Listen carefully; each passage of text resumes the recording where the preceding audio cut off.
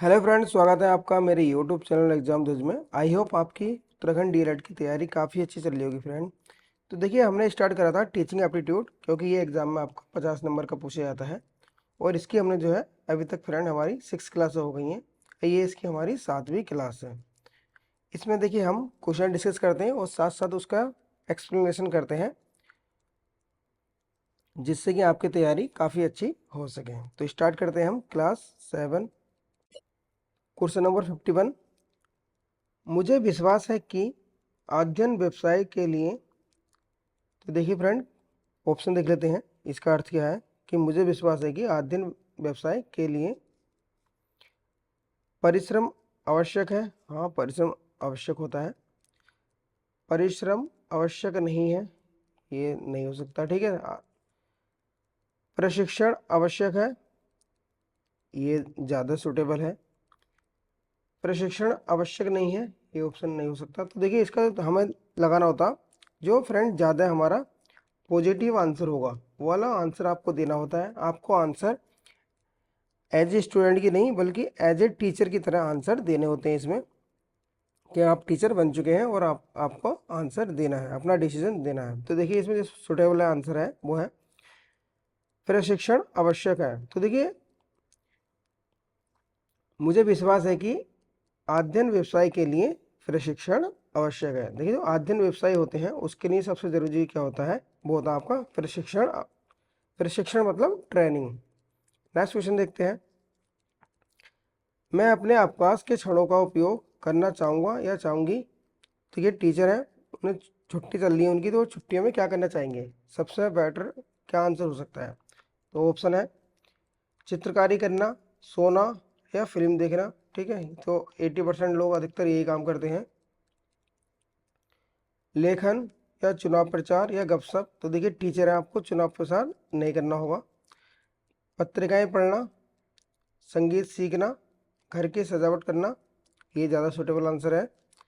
बागवानी करना, खाना बनाना या कपड़े सिलना। तो देखिए, आप टीचर हैं, आपको काम क्या करना है, अपनी स्किल जो है डेवलप करनी है। तो सबसे सूटेबल आंसर है इसका पत्रिकाएं पढ़ना। आप टीचर हो तो आपको मैगजीन पढ़ना अच्छा लगता होगा। ठीक है। संगीत सीखना, म्यूजिक सीखना चाहोगे आप, मतलब अपनी स्किल बढ़ाना चाहोगे। और घर की सजावट करना। ठीक है, तो ये इसका सबसे सूटेबल आंसर है फ्रेंड। नेक्स्ट क्वेश्चन देख लेते हैं। एक विद्यार्थी द्वारा दिए गए गलत उत्तर पर प्रतिक्रिया करने की सर्वोत्तम विधि निम्नलिखित में से कौन सी है? तो देखिए, आपने क्लास में क्वेश्चन पूछा बच्चे से और उसने आंसर दिया है, गलत उत्तर दिया आपने। ठीक है, तो आपका रिएक्शन क्या होगी? तो देखिए, सर्वोत्तम विधि है, ऑप्शन देख लेते हैं। उसे पाठ याद करने के लिए डांटना। देखिए, बच्चे को डांटना तो है नहीं, ठीक है, समझाना हुआ बच्चे को, तो ये नहीं हो सकता। उसे गलत उत्तर का कारण समझाना, ठीक है, ये हो सकता है। उसे किसी दूसरे विद्यार्थी से ठीक उत्तर पूछने के लिए कहना। ठीक उत्तर पूछने नहीं कहना हुआ, बल्कि बच्चे से कहना होता है कि बेटा आप खुद जो है, ठीक है, इसका क्वेश्चन का आंसर आपने गलत दिया, आप एक बार फिर से अपना लेसन पढ़ो और इसका आंसर देखो क्या हो सकता है सटीक। उसे गलत उत्तर को छोड़कर दूसरे प्रश्न पूछने के लिए कहना। ठीक है, तो ये भी नहीं है आंसर। तो सबसे सुटेबल आंसर है इसका उसे गलत उत्तर का कारण समझाना, कि बेटा आपने जो गलत आंसर दिया है इसका कारण क्या है, मतलब ये गलत क्यों है। ठीक है। नेक्स्ट क्वेश्चन है, निम्नलिखित कथनों में से कौन सा कथन सत्य नहीं है? तो इसे बताना कि कौन सा कथन फ्रेंड गलत है। शिक्षण एक कला है। ठीक है, ये हाँ, शिक्षण एक कला है फ्रेंड, सही है ये भी। शिक्षकों को प्रशिक्षित किया जा सकता है, हाँ, ट्रेन किया जाता है टीचरों को। शिक्षक जन्मजात होते हैं। देखिए, शिक्षक जन्मजात नहीं होते हैं, ठीक है, या उपयुक्त सभी। तो इसका उपयुक्त सभी आंसर नहीं है, इसमें छांटना हमें कि कौन सा स्टेटमेंट आपका गलत है। तो शिक्षक जन्मजात नहीं होते हैं, तो ये इसका क्या है फ्रेंड, ये इसका आंसर है। ठीक है, क्योंकि गलत हमें ऑप्शन चूज करना है, क्योंकि किसी को भी शिक्षक बनाया जा सकता है। नेक्स्ट क्वेश्चन है, एक अध्यापक के समक्ष सर्वाधिक महत्वपूर्ण चुनौती है। तो देखिए, एक अध्यापक के समक्ष जो सर्वाधिक महत्वपूर्ण चुनौती क्या होती है, ठीक है, वो बताना है। देख लेते हैं ऑप्शन। कक्षा में अनुशासन बनाए रखना। देखिए, ये कोई महत्वपूर्ण चुनौती नहीं हुई, ठीक है, टीचर में इतनी कैपेबिलिटी होनी चाहिए कि उसने एक बार बच्चों से कह दिया तो चुपचाप बच्चे डिसिप्लिन में रहे। ठीक है, डिसिप्लिन जो सिखाया जाता है उसकी प्रथम सीढ़ी जो है स्कूल ही होता है। नेक्स्ट है छात्रों को तैयार करना कि वे अपना गृह कार्य करें। ठीक है, ये भी इतना टफ काम नहीं है। ठीक है, टीचर के लिए प्रश्न पत्र तैयार करना ये तो रेगुलर काम होता है टीचर का। इसका जो सर्वाधिक महत्वपूर्ण चुनौती है फ्रेंड वो है आपका शिक्षण अधिगम प्रक्रिया को रुचिकर बनाना। देखिए अधिगम प्रक्रिया क्या होता है, शिक्षण अधिगम प्रक्रिया मतलब जो आप टीचिंग कर रहे हैं, ठीक है, बच्चों को पढ़ा रहे हैं, तो अपनी प्रक्रिया मतलब अपना पढ़ाने का मेथड ऐसा बनाएं कि बच्चे बोर ना हो। ठीक है, मतलब रुचि करके बनाना। रुचि करके बनाना मतलब क्या होता है कि आप उस टॉपिक को इस तरह पढ़ाएं कि बच्चे उसमें पूरा इन्वॉल्व हो जाएं। ठीक है, इंटरेस्ट लेके पढ़ें। नेक्स्ट क्वेश्चन है हमारा, निम्न में से कौन विद्यालय संबंधी कार्यों के विरुद्ध है। तो देखिए विद्यालय के संबंधित कौन से कार्य आपके विरुद्ध है, मतलब जो विद्यालय में आप टीचर हो तो आपको नहीं करनी चाहिए। विद्यालयों का राजनीतिकरण करना। तो देखिए ये क्वेश्चन हमने कई बार पढ़ लिया फ्रेंड। देखिए आप टीचर हो, आपको पॉलिटिक्स से कोई मतलब नहीं है। ठीक है, तो ये कार्य जो है विद्यालय का राजनीतिकरण करना ये आपके विद्यालय संबंधी कार्यों के विरुद्ध है। बाकी और ऑप्शन देखते हैं। विद्यालय द्वारा सामाजिक निर्माण का कार्य। तो देखिए ये तो टीचर का फर्ज बनता है। विद्यालय द्वारा नियमितीकरण कार्य। ठीक है, विद्यालयों में व्यावसायिक अवसरों का निर्माण करना ये। ठीक है, ये भी कार्य होता है टीचर का, ये भी कार्य होता है, लेकिन जो कार्य विरुद्ध है तो वो है आपका विद्यालयों का राजनीतिकरण करना। नेक्स्ट क्वेश्चन है, प्रजातांत्रिक संदर्भ में शिक्षा का उत्तरदायित्व होना चाहिए। तो देखिए क्या होना चाहिए, उत्तरदायी स्वतंत्रता की भावना का विकास करना। ये बिल्कुल सही बात है। देखिए हमें बच्चों के अंदर एक रेस्पॉन्सिबल पर्सन बनाना है। ठीक है, उनके अंदर ऐसी स्वतंत्रता की भावना जनरेट करनी है कि वो अपने कार्य के प्रति क्या है उत्तरदायी रहे। उत्तरदायी मतलब सजग रहे। ठीक है, नेक्स्ट पॉइंट देख रहे हैं, व्यक्तिगत विभिन्नताओं का विकास करना। ठीक है, ये भी सही है, लेकिन यहाँ पर एक शब्द है आपका प्रजातांत्रिक। सरकारी पराधीनता का विकास करना, ये भी सही है। सामाजिक नागरिक संहिता का विकास करना, ये भी सही है, लेकिन फ्रेंड हमें देखना है प्रजातांत्रिक के संदर्भ में। तो सबसे सुटेबल आंसर आपका उत्तरदायी स्वतंत्रता की भावना का विकास करना। नेक्स्ट क्वेश्चन है, प्रौढ़ शिक्षा का निम्नलिखित पद से संबंध नहीं है। तो देखिए यहाँ बताना कि जो प्रौढ़ एजुकेशन होती है उसका किससे संबंध नहीं है। ऑप्शन देख लेते हैं, निरक्षरता का उन्मूलन इससे संबंधित है फ्रेंड। उपचार परक शिक्षा का आयोजन, इससे ये भी संबंधित है प्रौढ़ शिक्षा से। व्यावसायिक शिक्षा का आयोजन, ये प्रौढ़ शिक्षा से संबंधित है। राजनीतिक शिक्षा का आयोजन, तो देखिए मैंने पहले बता दिया फ्रेंड, अभी जस्ट ऊपर डिस्कस करा कि हमें राजनीतिक मुद्दों पर कुछ नहीं कहना है। हम टीचर है, हमें कोई मतलब नहीं पॉलिटिक्स। ठीक है, हमें अपनी पढ़ाई पे ध्यान देना है, बच्चों को अच्छी तरह से पढ़ाना है। नेक्स्ट क्वेश्चन, प्रौढ़ शिक्षा है। तो देखिए प्रौढ़ शिक्षा क्या है फ्रेंड, ऑप्शन देख लेते हैं। प्रौढ़ व्यक्तियों के लिए, प्रौढ़ मतलब प्रौढ़ शिक्षा होता है फ्रेंड जिनकी एज ज़्यादा हो चुकी है। ठीक है, जो स्कूलों में नहीं जाते हैं उनको पढ़ाना। ये सरकार ने स्कीम चला रखी है। ठीक है, गांव गांव में पहले चलाई थी, अब पता नहीं रेगुलर है या नहीं है। ठीक है, इसमें क्या होते हैं जिनकी एज काफ़ी हो गई है, ठीक है, जो बुजुर्ग हैं उनको शिक्षित बनाना। तो इसमें नेक्स्ट है, प्रौढ़ शिक्षा का अर्थ क्या होता है, ये है आपका निरक्षर प्रौढ़ व्यक्तियों के लिए। ठीक है, तो किसके लिए होती है वो, जो अनपढ़ व्यक्ति हैं उनके लिए होता है। नेक्स्ट क्वेश्चन है, छात्रों को सिखाने के लिए खोज पद्धति का आविष्कार किया गया है। तो देखिए बच्चों को जो सिखाया जाता है, ठीक है, खोज पद्धति से, ठीक है, सर्चिंग जो मेथड होता है उसके द्वारा जो सिखाया जाता है, तो वो सिखाया जाता है आपका प्राथमिक स्तर पर। प्राथमिक स्तर पर नहीं सिखाया जाता, हाई स्कूल स्तर पर। तो देखिए खोज पद्धति जो सिखाई जाती है आपकी, सर्चिंग मेथड जो सिखाया जाता है वो सिखाया जाता है आपका हाई स्कूल स्तर पर। नेक्स्ट क्वेश्चन है, अधिगम की खोज पद्धति में शिक्षक का मूलभूत दायित्व होना चाहिए। तो देखिए जो अधिगम माने होता है सीखना, सीखने की जो खोज पद्धति है, ठीक है, जो कि हाई स्कूल वालों की जो सिलेबस है वो इसी पद्धति पर बनाया गया है। तो उसमें शिक्षक का क्या दायित्व होता है, मूलभूत दायित्व क्या है, तो ऑप्शन देख लेते हैं। छात्रों के लिए शैक्षिक अनुभवों की योजना तैयार करना, हाँ बिल्कुल सही है। नेक्स्ट ऑप्शन है, छात्रों के संचयी अभिलेख तैयार करना। तो देखिए संचयी अभिलेख तैयार करने से कोई मतलब ही नहीं है, ये खोज पद्धति में नहीं आता। छात्रों के अभिभावक के साथ मानवीय रिश्ते स्थापित करना, हमें उनके अभिभावकों से कोई मतलब नहीं है, हमें बच्चे का को डेवलप करना है। नेक्स्ट पॉइंट है छात्रों को नवीन शिक्षण पद्धति से पढ़ाना, ये भी हो सकता है, लेकिन जो सबसे सुटेबल आंसर है फ्रेंड वो है छात्रों के लिए शैक्षिक अनुभवों की योजना तैयार करना। नेक्स्ट क्वेश्चन है शिक्षक का सार्थक एवं प्राथमिक उद्देश्य है, तो टीचर का सार्थक एवं प्राथमिक उद्देश्य क्या होना चाहिए, तो देख लेते हैं ऑप्शन। छात्रों को गृह कार्य देना तथा उसकी नियमित जांच करना, हाँ ये भी सही है, ठीक है। छात्रों के अनुभवों को अधिकाधिक संवर्धित करना, तो देखिए संवर्धित करने का अर्थ होता है इनहेंस करना, इनहेंस मतलब बढ़ाना, ठीक है। इनहेंस माने होता है बढ़ाना, मतलब कोई भी आपकी जो क्वालिटी स्किल है उसको बढ़ाना, तो यहाँ पर छात्रों के जो अनुभव है उनको अधिक से अधिक बढ़ाना, ठीक है। नेक्स्ट पॉइंट है छात्रों का मूल्यांकन करना, ठीक है, तो ये प्रथम उद्देश्य नहीं है। छात्रों के लिए पाठ्यगामी क्रियाओं का नियोजन करना, ठीक है, तो ये भी प्रथम उद्देश्य नहीं है। तो फर्स्ट उद्देश्य जो होता है वो होता है आपका छात्रों के अनुभव को अधिकाधिक संवर्धित करना, ठीक है, इनहेंस करना, बढ़ाना। नेक्स्ट क्वेश्चन है निम्नलिखित कथनों में कौन सा कार्य है जो शिक्षक के लिए अनुपयुक्त माना जाता है। अनुपयुक्त मतलब टीचर को यह कार्य नहीं करना चाहिए, तो देख लेते हैं कौन सा कार्य है फ्रेंड।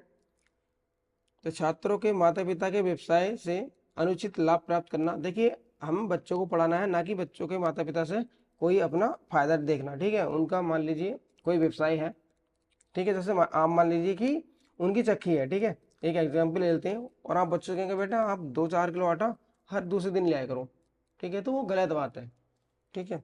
छात्रों की उचित देखभाल करना, ठीक है। पाठ्य पुस्तकों का अभिलेख तैयार करना, ये टीचर कार्य है, ये भी टीचर कार्य है। छात्रों के लिए दैनिक पाठ्य योजना तैयार करना, ये टीचर कार्य है। लेकिन पूछा गया है कि अनुयुक्त कार्य कौन सा है, यहाँ पर पूछा फ्रेंड अनुयुक्त कार्य मतलब वह कार्य जो कि टीचर को नहीं करना है, तो वह कार्य है आपका छात्रों के माता पिता के व्यवसाय से अनुचित लाभ प्राप्त करना, ठीक है, तो ये कार्य हमें नहीं करना है। नेक्स्ट क्वेश्चन है शिक्षक का विद्यालय में सर्वोच्च कार्य है, तो देखिए सर्वोच्च कार्य मतलब पहला कार्य क्या है टीचर का, ठीक है। तो आप देखिए मैं पहले कह रहा हूँ कि आप जो है टीचर बन चुके हैं तब आपको ये अपनी रिस्पॉन्सिबिलिटी निभानी है, ठीक है, उस संदर्भ में आपको आंसर देना है, तो आपके आराम से 45 प्लस भी नंबर इसमें आ सकते हैं। तो इसका हम देख लेते हैं कि शिक्षक का विद्यालय में सर्वोच्च कार्य क्या है फ्रेंड। ऑप्शन है छात्रों का मार्गदर्शन करना, तो देखिए ये ठीक है सही है, सुटेबल है। छात्रों का मार्गदर्शन संबंधित प्रबंध करना, देखिए प्रबंध करना नहीं हुआ, मैनेजमेंट नहीं सिखाना है यहाँ पर। छात्रों की उचित देखभाल करना, ठीक है, ये भी हो सकता है आंसर। छात्रों का उपचार करना, ठीक है, ये भी हो सकता है। लेकिन सबसे जो यहाँ पूछा सर्वोच्च कार्य, तो सर्वोच्च मतलब मूल कार्य क्या है टीचर का, ठीक है, शिक्षक का, तो वो देखिए वो है आपका छात्रों का मार्गदर्शन करना। देखिए छात्रों का मार्गदर्शन करना ये टीचर का पहला फर्ज होता है। देखिए हम क्या एक गाइड की तरह कार्य करते हैं, ठीक है, जैसे हम बच्चों को पढ़ाते हैं, है ना, हम टेक्निकल एजुकेशन पढ़ा रहे हैं, तो हम बच्चों से कहते हैं कि बेटा देख अगर आपने टेक्निकल एजुकेशन जो आप पढ़ ले हो, ठीक है, आपने ये सॉफ्टवेयर सीख लिया, जैसे पीएलसी हो गया, स्काडा हो गया, ठीक है, सीएनसी हो गया, मैटलैब हो गई, तो ये अगर आपने सीख लिए, अपनी स्किल डेवलप कर ली, तो आप जो है इंडस्ट्री में बरकरार रहोगे, ठीक है, कोई आपको निकालेगा नहीं, और आपकी जो वैल्यू होगी वो दिन प्रतिदिन बढ़ती रहेगी। तो हम क्या करते हैं बच्चों को गाइड करते हैं एक तरह से, ठीक है। तो टीचर का जो प्रथम कार्य होता है वो होता है छात्रों को मार्गदर्शित करना या उन्हें गाइड करना। नेक्स्ट क्वेश्चन कक्षा के मूलभूत सिद्धांतों के प्रतिपादन का उत्तरदायित्व है, तो देखिए कक्षा के मूल जो भूत सिद्धांत है उनका प्रतिपादक का उत्तरदायित्व किसका होता है। तो देखिए जो हमारी कक्षा है, क्लास है, ठीक है, उसके मूलभूत सिद्धांत का मतलब कि उसमें जो बेंचें हैं वो कैसे रखी हैं, ठीक है, आपका ब्लैक बोर्ड कैसा है, ठीक है, वहाँ का इन्वायरमेंट कैसा है, साफ सफाई है नहीं है क्लास में, ठीक है। तो ये इसका जो उत्तरदायित्व होता है वो किसका होता है, तो देख लेते हैं ऑप्शन। तो देखिए प्रधानाध्यापक का, देखिए हेडमास्टर का जो रिस्पॉन्सिबिलिटी होती है वो ओवरऑल स्कूल में क्या होती है आपका डिसिप्लिन मेंटेन करने की होती है, ठीक है। तो ये बात चल रही कक्ष की, देखिए कक्ष में हम क्या बना देते हैं, जो हमारे 6th class 7th class 4th class zone C भी हमारी क्लास है उसमें हम क्या बनाते हैं, एक को सीआर बना देते हैं, ठीक है, क्लास रिप्रेजेंटेटिव, ठीक है, मॉनिटर बना देते हैं। तो क्यों बनाते हैं वो, जिससे कि जो हमारी कक्षा है वो सही तरह से साफ सुथरी रहे और उसमें डिसिप्लिन मेंटेन रहे। तो ये जो फर्ज होता है, उत्तरदायित्व होता है, ये फ्रेंड होता है आपका शिक्षक एवं छात्रों पर, ठीक है, दोनों पर ही होता है। शिक्षक की भी रिस्पॉन्सिबिलिटी बनती है और छात्रों की बनती है कि वो अपनी क्लास को साफ सुथरी रखें।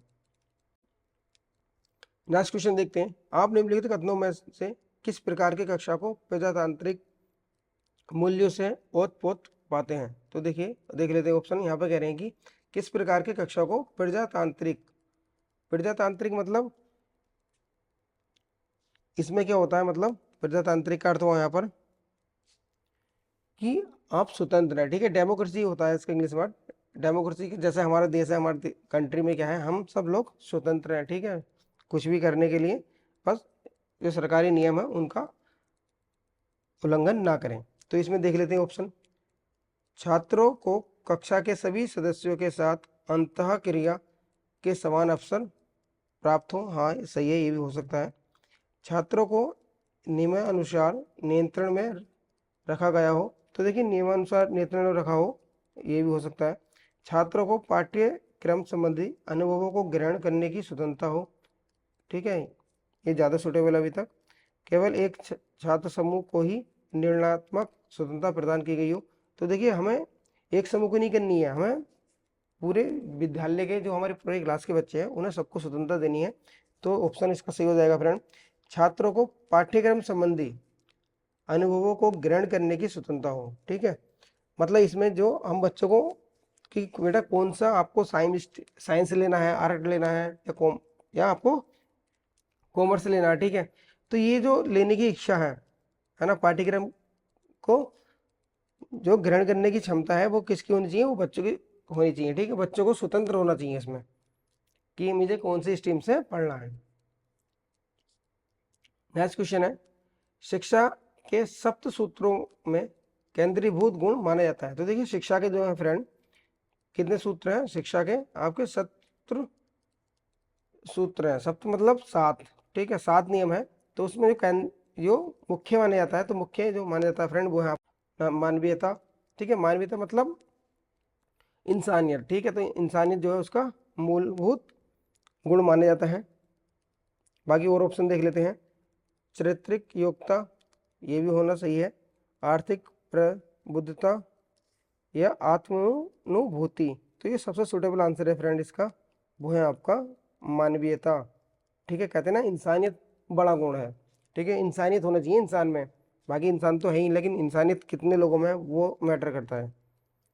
नेक्स्ट क्वेश्चन है, वर्तमान भारत में एक उत्तम शिक्षक का प्रमुख कर्तव्य है कि वह बालकों में, तो देखिए यहाँ पर बात हो रही है कि आप उत्तम शिक्षक मतलब आप शिक्षक बन चुके हैं और आपका जो जो बेस्ट शिक्षक है उसका मूल कर्तव्य क्या है फ्रेंड।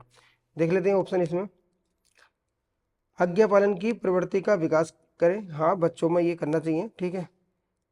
शैक्षिक क्षमताओं की वृद्धि करें, तो देखिए ये यहाँ पर पूछा गया है शिक्षक का मूल कर्तव्य क्या है, ठीक है, तो इसमें दे रखा है कि बच्चों में आज्ञा पालन की प्रवृत्ति का करें, ठीक है, तो ये सही नहीं हुआ।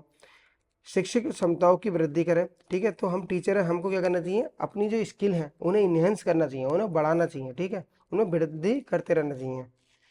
नेक्स्ट पॉइंट है, आलोचनात्मक प्रवृत्ति का विकास करें। देखिए, किसी की भी आलोचना नहीं करनी हुई, किसी की भी चुगली नहीं करनी हुई, ठीक है, एक गलत है। कोई भी व्यवहार आरोपित ना करें, ठीक है, तो ये भी सही नहीं है। तो इसका सुटेबल आंसर है फ्रेंड, शैक्षिक क्षमताओं की वृद्धि करें। नेक्स्ट क्वेश्चन है, निम्नलिखित लक्ष्य वर्तमान शिक्षा से संबंधित नहीं है। तो बताना कि कौन सा लक्ष्य वर्तमान शिक्षा से संबंधित नहीं है, ठीक है, नहीं वाला ऑप्शन छांटना हमें यहाँ पर। तो देख लेते हैं, बालकों को उनके अधिकारों के प्रति जागरूक बनाना, ठीक है, हो सकता है ये टीचर का कार्य नहीं है, ठीक है, क्या क्या अधिकार है आपका, है ना, बच्चों को जागरूक बनाना कार्य नहीं है। बालकों को संवेदी प्रशिक्षण प्रदान करना, ये सही है। बालकों को स्वास्थ्य संबंधी ज्ञान प्रदान करना, बिल्कुल सही है, हेल्थ इज वेल्थ। बालकों में मनोरंजन आत्मक उत्सुकता बढ़ाना, खेलकूद के बारे में उनके अंदर चेष्टा बढ़ानी चाहिए।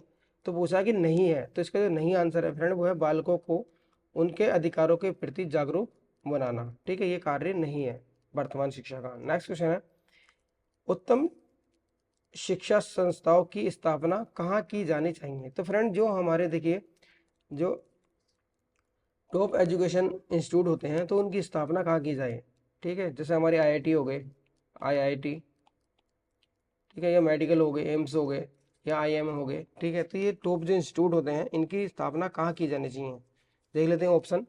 घनी आबादी वाले क्षेत्रों में, ठीक है, नगरों के बाहर, प्राकृतिक वातावरण में, या निकटस्थ गांव में। तो देखिए आपने देखा होगा जो बड़े बड़े इंस्टीट्यूट होते हैं तो वो अधिकतर जो होते हैं वो बनाए जाते हैं गांव या आबादी से काफ़ी दूर बनाए जाते हैं, शांत वातावरण में। तो इसका आ जाएगा आपका प्राकृतिक वातावरण में, ठीक है। जितने भी इंस्टीट्यूट आप देखोगे, जैसे हमारा देखिए कुमाऊं इंजीनियरिंग कॉलेज हो गया, ठीक है, या हमारा एम्स हो गया ऋषिकेश में, तो ये क्यों बनाए, मतलब ये वहाँ ऋषिकेश में भी जाओगे आप तो ये ऋषिकेश से भी दूर हटके हैं, या कोई भी आप कॉलेज देख लो अपनी लाइफ में, ठीक है। तो ये दूर क्यों बनाए जाते हैं, क्योंकि वहाँ पर क्या हो, शांत वातावरण है, ठीक है, कोई डिस्टर्बेंस ना हो। तो ये आपके प्राकृतिक वातावरण में स्टेब्लिश किए जाते हैं। नेक्स्ट क्वेश्चन है,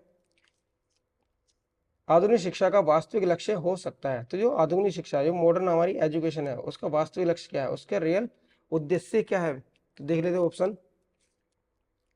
बालकों में उत्तम आदतों का निर्माण करना, हाँ हो सकता है। उपाधियों का संकलन करना, देखिए उपाधि का संकलन करना इसका प्रमुख लक्ष्य नहीं है आधुनिक शिक्षा का। जीवन यापन का प्रशिक्षण करना, ये भी नहीं है। पूर्वगामी महापुरुषों का अनुगमन करना, तो देखिए कोई नहीं कहता कि जो हमारे महापुरुष हैं उनको फॉलो करो, ठीक है। जो आधुनिक शिक्षा है इसका मूल लक्ष्य है फ्रेंड, ये आपका बालकों में उत्तम आदतों का निर्माण करना, ठीक है। उसमें क्या जी, जो बच्चों में क्वालिटी हो वो अच्छी आदतें हो, ठीक है। नेक्स्ट क्वेश्चन, आधुनिक शिक्षा दर्शन में विद्यालयों का आदर्श स्वरूप है कि वे, तो देख लेते हैं कौन सा ऑप्शन है। युवाओं की आकांक्षाओं की संतुष्टि में सहायक हो, बिल्कुल सही है, आधुनिक शिक्षा का यही दर्शन है। नेक्स्ट देख लेते हैं, भावी समाज की रूपरेखा तैयार करना, ये रूपरेखा तैयार नहीं करनी है टीचर को। विशेषज्ञों के अनुस्वरूप शिक्षण प्रणाली अपनाएं, ठीक है। तो ये स्कूल का कार्य नहीं है, सामाजिक संगठनों के प्रतिरूप में कार्य करें, ठीक है। एनजीओ में कार्य तो करें, लेकिन ये टीचर, ये विद्यालय का आदर्श स्वरूप नहीं है।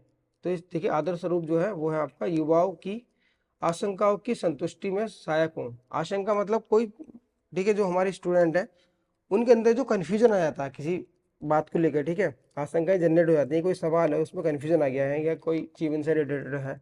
आपने देखा होगा आजकल क्या है ना, कैरियर काउंसलर बहुत हैं, ठीक है, यूट्यूब पर भी देखो आपने, बड़े बड़े कैरियर काउंसलर हैं जो कि आपके कैरियर के बारे में बताते हैं कि क्या करें आप जिससे कि आपकी लाइफ अच्छी हो जाए, ठीक है। तो ऐसे ही हमें क्या करना है, हमें टीचर है, हमें जो हमारे बच्चे हैं, ठीक, उनकी जितनी भी आशंकाएं हैं, जितने भी प्रकार के कन्फ्यूजन है, ठीक है, उन सबको क्या करना, सेटिस्फाई करना होता है, ठीक है। उन्हें बताना होता है कि बेटा ये कार्य गलत है, ये कार्य सही है, उन्हें मार्गदर्शन करें। तो इसका आंसर फर्स्ट हो जाएगा। नेक्स्ट क्वेश्चन है, किसी विद्यालय में प्रजातांत्रिक मूल्यों के संरक्षण की कसौटी होगी।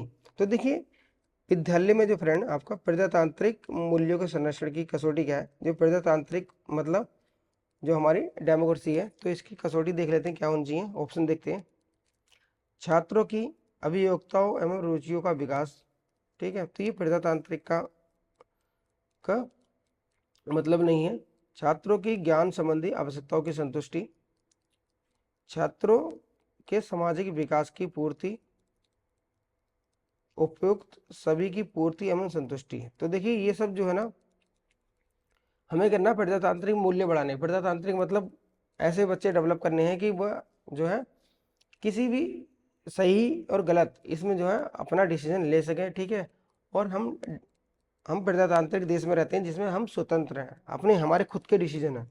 तो इसके मूल्य के जो संरक्षण की जो कसौटी होगा वो होगा फ्रेंड आपका, इसमें आपके सभी ऑप्शन आ जाएंगे। उपयुक्त सभी की पूर्ति एवं संतुष्टि, कौन कौन से, छात्रों की अभियोक्ता एवं रुचियों का विकास करना, ठीक है, उनकी रुचि क्या है उसका डेवलपमेंट करना हमारा काम है। छात्रों की ज्ञान संबंधी आवश्यकताओं की संतुष्टि करना भी हमारा कार्य हुआ। छात्रों के सामाजिक विकास की पूर्ति करना भी हमारा कार्य हुआ टीचर का, ठीक है। टीचर ही है जो कि एक अच्छा देश बना सकता है, क्योंकि एजुकेशन ही है जो अच्छी अच्छी कंट्री डेवलप कर सकती है, ठीक है।